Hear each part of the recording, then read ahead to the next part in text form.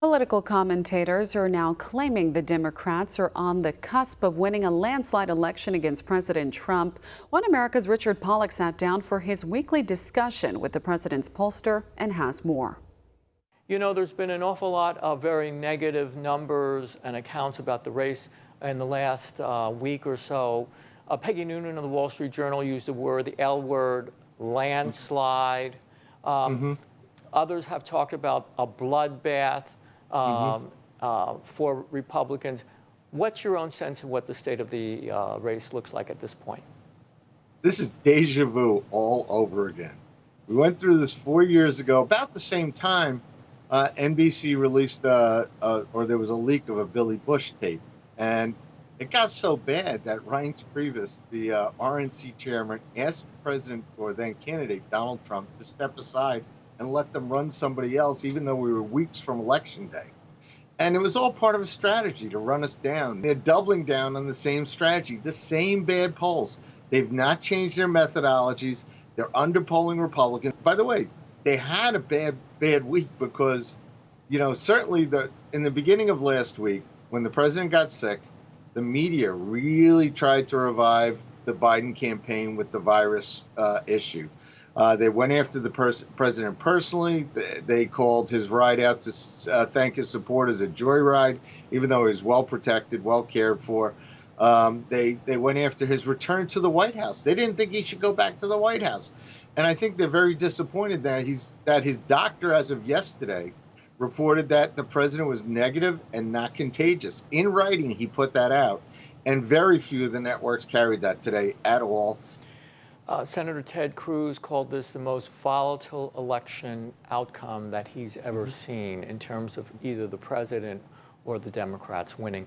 Would you describe it that way, or would you use different terms? I don't think it's as volatile. I think it's challenging historically, but the Trump voting base is solid. It's intact. He's getting over 90% of the Republican support. He will win Senator Cruz's home state of Texas. And through the end of last week, you had a series of polls starting on Wednesday where you had North Carolina, we were tied even. Emerson showed us in Pennsylvania within 4 points. As of today, there's a Trafalgar poll shows us down 2 in Pennsylvania, which is very close. Texas, the Rasmussen reports had us up 7. The Insider Advantage had us up in Florida by 3. That's a good poll of likely voters, the way it should be done. You had in the Atlanta Journal-Constitution had us up 2 in Georgia, which is another battleground state. Arizona Trafalgar had us up 4.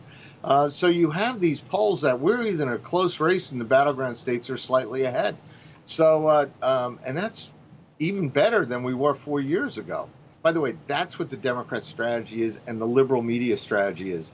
Discourage the Trump voter. Finally, I want to talk about the Supreme Court, which is, of course, the hearing for the nominee is underway right now.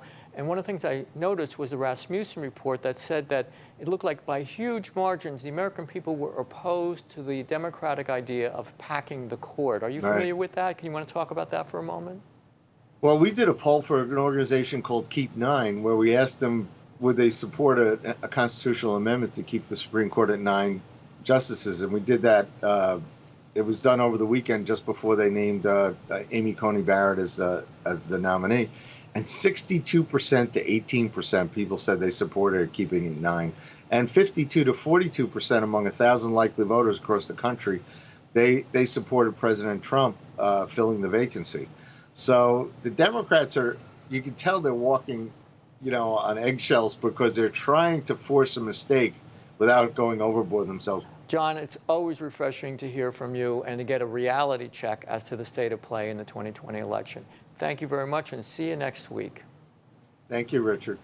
Want to see more videos like this? Click on the link below and subscribe to One America News on YouTube, and call your cable provider and kindly demand that One America News is added to your lineup.